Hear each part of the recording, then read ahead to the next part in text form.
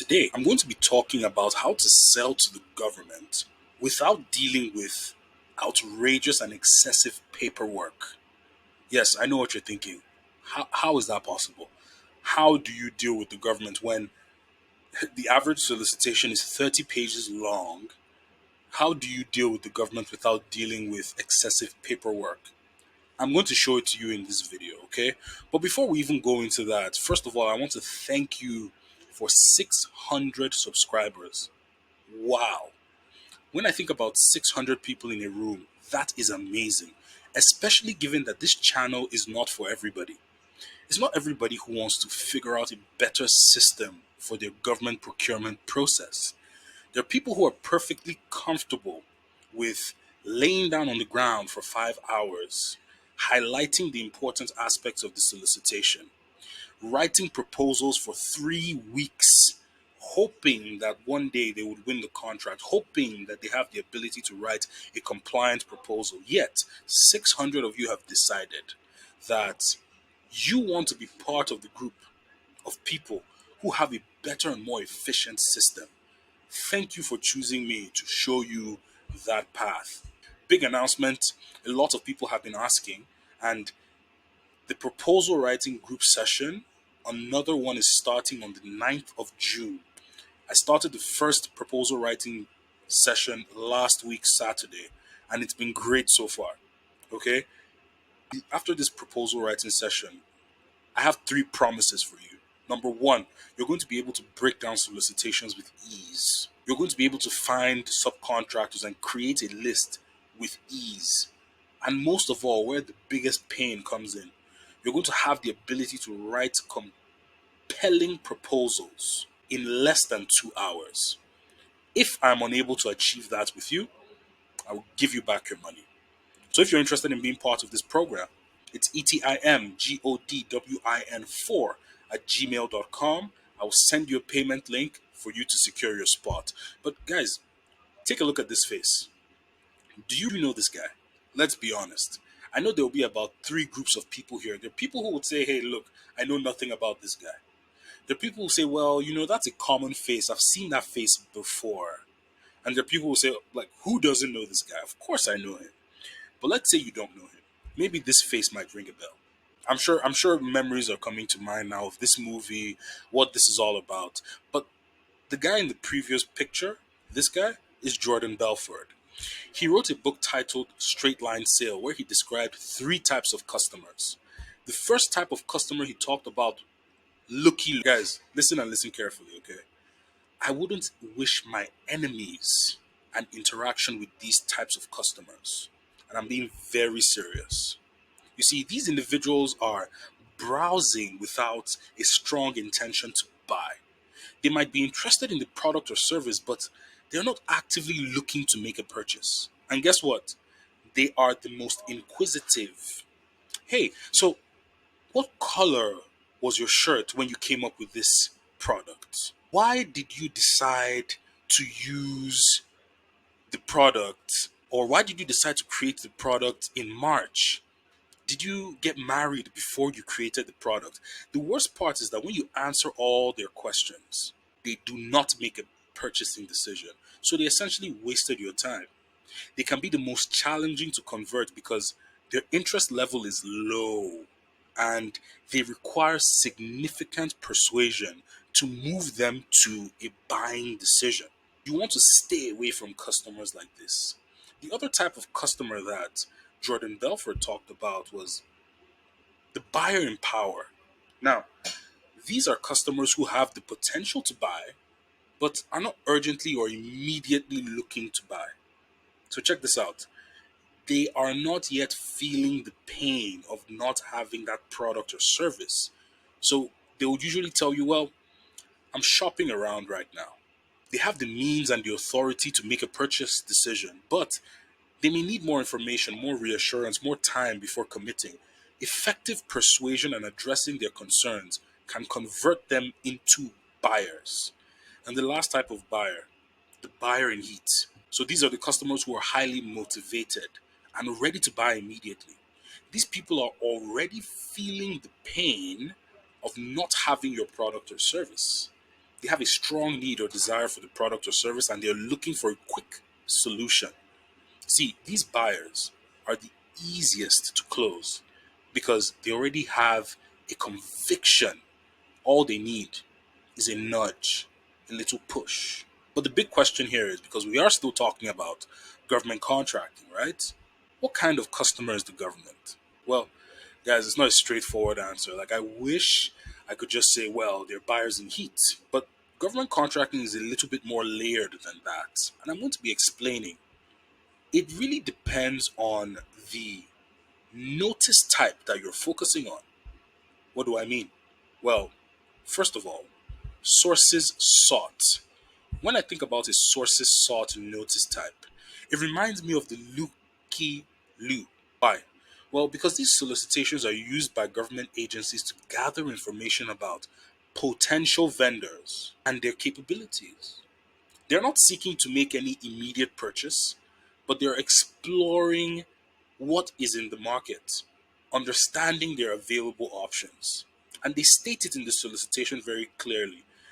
This SOL is not going to end up in a purchase. And like I said, I wouldn't want my enemies to come in contact with a customer like this. And when a government agency is only looking to see what is in the market, you want to stay away from that particular solicitation. But then we also have this solicitation, which is a request for information. This is like buyers in power, right? They have the authority, they have the need, but it's kind of far away, right? RFIs are used to collect detailed information about potential solutions and vendors.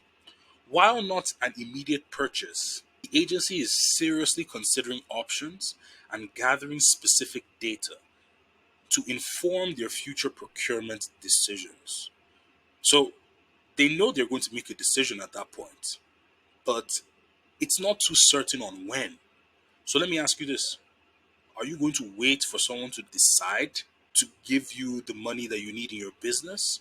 Or are you going to look for somebody who has already decided that they want your service or your product? The last one is the request for proposal, the RFPs, or the invitation for bid. These are like the buyers in heat. This is when the government is hot and heavy, money behind the contract. So RFPs and IFBs are formal solicitations where the government agency is ready to make a purchasing decision. They have a clear requirement and they are seeking qualified vendors to submit proposals for that specific project. And once they come in contact with the person who has the ability to help them fulfill their need, they will pull the trigger. That's where the money is located. So, guys, let's get into a real solicitation. Okay, as usual, I always have my ChatGPT cheat sheet open. This is no longer going to be called the cheat sheet, but it's the ebook, which is going to be released either late July or early June or late July. Okay, it's called Government Contracting Without Tears. So I'm going to open up sam.gov, and here on sam.gov, I'm going to hit the search bar. And I'm just going to type in a keyword. Let's call it portable hand washing station. Let's see if we get anything. Okay, we just have two results, but quickly let's look at what we see here. We see one, this is an updated synopsis slash solicitation. There's money behind this. Here we have an original award notice. So someone else has already been awarded this. But let's go into these portable latrines and hand washing stations. Let's see what this is about and let's break it down with some chat GPT prompts. Okay, portable latrines and hand washing station. First thing I see that here is a combined synopsis slash solicitation. Fantastic. Central Standard Time, Chicago, USA, updated May 5th. What is the due date? The due date is on the 16th. Am I seeing that correctly? Updated offer due. So the due date has already passed, but we're using this as an example. So no worries on that. This is a total small business aside. And it's under the NAICS code septic tank and related services. Fantastic. So some things I always check out. How long is the description? Here, we have an extremely long description. That gives me the impression that most of the information that I need about this particular project is in this description. Sometimes you come across a description that is, say, 2 paragraphs long and it's just an overall summary. Oh, but I'm also seeing questions and answers. So it's possible that it may not even be that the information is here, but the contracting officer decided to post the question and answers here. And then, oh, and on this second part, we have a summary of the description. Fantastic. What are the documents attached? I see a performance work statement, instruction to offer a I see clause and under 25, 250K wage determination, price sheet solicitation. I'm going to download the performance work statement. It's downloaded. Now, I'm going to open up ChatGPT. Once the performance work statement is downloaded, you want to go to ChatGPT, open it up, and drag that into ChatGPT. I'm going to go to government contracting without tiers, and I'm going to copy the prompt that's going to help me break down the solicitation. And once I hit enter, all I have to do is wait. Let's see what this is talking about. Based on the statement of work provided in the document, here are the extracted details relevant to your request. So the main task, the contractor is required to provide portable latrines and hand washing stations, including all necessary personnel, equipment, tools, materials, supervision, and quality control. What's the objective? Ensure continuous availability, so 24-hour access, and support for portable latrines and hand washing stations at Camp Gruber, Oklahoma. Okay. Deliverables: installation and maintenance of 37 portable latrines and 27 hand washing stations, including periodic cleaning, stocking, and waste management. There's some technical specifications. So the contractor must furnish portable latrines and hand washing stations, including all related items for operation and maintenance. Method: the service must include installation, regular cleaning, stocking, waste dumping, and refilling. Cool. Let's see, what's the evaluation criteria here?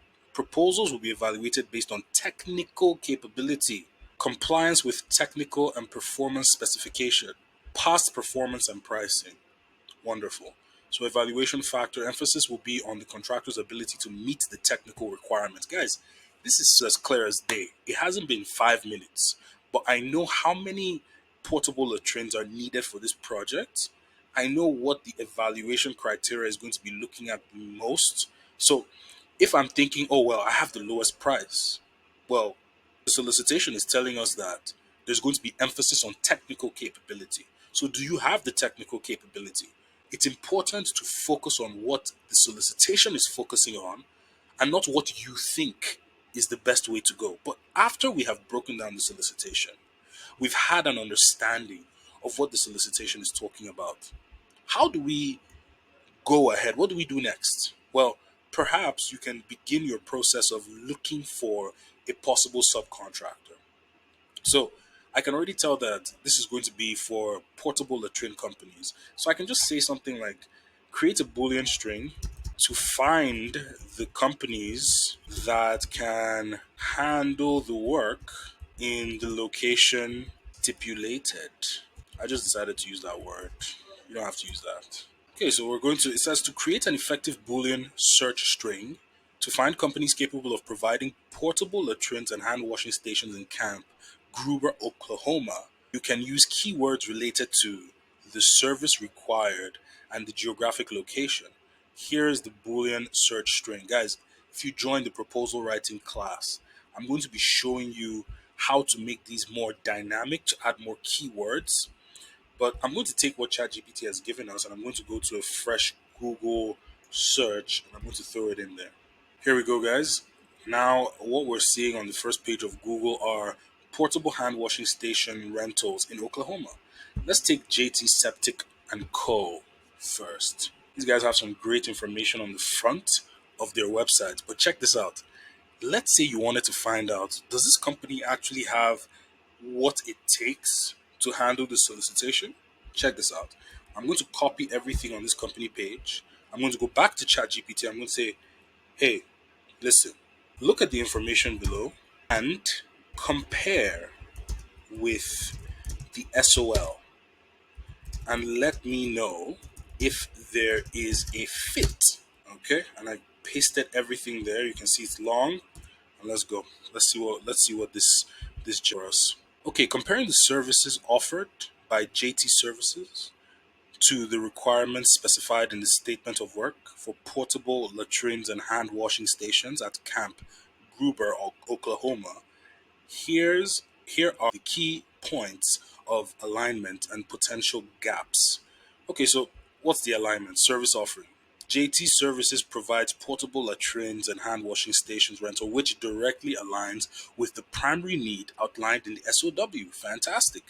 Capability for 24/7 service. JT Services has an emergency line available 24/7, 365 days a year, suggesting that they can support the required continuous service access stipulated for Camp Gruber projects. Okay, so maintenance and cleaning. The SOW demands regular cleaning and maintenance, with JT Services mentions as part of their standard service. They ensure that the units are kept in clean and operational condition throughout the rental period. And local presence. JT Services operates in Claymore, Oklahoma and surrounding areas, which may facilitate easier logistics and potentially lower transportation costs given their proximity to Camp Gruber. Okay, so we know about the alignment now, but what are the potential gaps? So the potential gaps here are specific technical requirements. The SOW requires the contractor to manage waste disposal by connecting with local water treatment facilities. JT Services offers general waste management but is unclear if they have specific experience or capabilities with the type of coordination described in the SOW.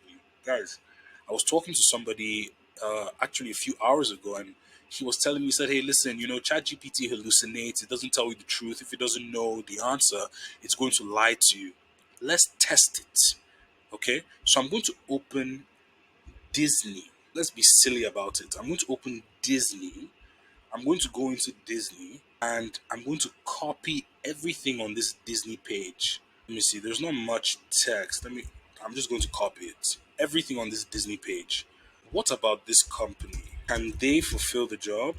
Paste. This is the Disney website, okay? It appears you provided information about Disney Plus, which is an entertainment streaming service. Disney Plus offers a variety of movies, series, and other content available for streaming. It does not offer services related to portable latrines, hand washing stations, or any type of field services as outlined in the statement of work for the Camp Gruber, Oklahoma project. Therefore, Disney Plus is not fit for fulfilling the requirements of the contract related to providing portable latrines and hand washing station services at Camp Gruber. If you need assistance in finding the right type of company for the service, you might want to look into companies specializing in event services, sanitation services, or portable toilet rentals. Guys, does this look like hallucination to you? No, think about that for a moment. Does this seem like hallucination? Did it say that Disney has the ability to do the work? Absolutely not. So you can trust that if you ask ChatGPT a question, then you would have the ability to know if it's giving you the right answer because it doesn't hallucinate. It does, but not to the extent where it's going to be completely misleading. But the last thing I'm going to show you here is I want to create a technical statement, okay? I have specific prompts to create technical statements, but I'm just going to say create a technical statement for this work. So listen, if you don't want to deal with excessive paperwork, if you don't want to lay down on the ground for 5 hours, hoping and praying that perhaps one day you're going to be able to write a compliant proposal, email me at etimgodwin4@gmail.com. And what you're going to do is secure your spot for the proposal writing class starting June 9th. I promise you, you are not going to be missing out on anything. I'm not a knowledge teacher, I'm a skill teacher. At the end of the program, you would have the skills to put together compliance proposals step by step using a framework that gives you a result at the end. But as you can see here, ChatGPT has given us a very long technical statement. I'm not going to go into every bit of detail on it. But just to give you an overall here, it says the objective of the contract is to provide complete and continuous portable latrine and hand washing station services, ensuring hygiene and sanitation at Camp Gruber, Oklahoma, from June 1st, 2024 to June 13th, 2024. So the contractor would ensure that facilities are accessible 24 hours a day throughout the period of performance. Guys, listen, I'm going to stop here. I just wanted to show you that you have a tool at your to use to enhance your government procurement process. The real question is, are you going to use it or are you going to waste the opportunity? Again, proposal writing sessions, June 9th to June 24th. Enjoy the rest of it.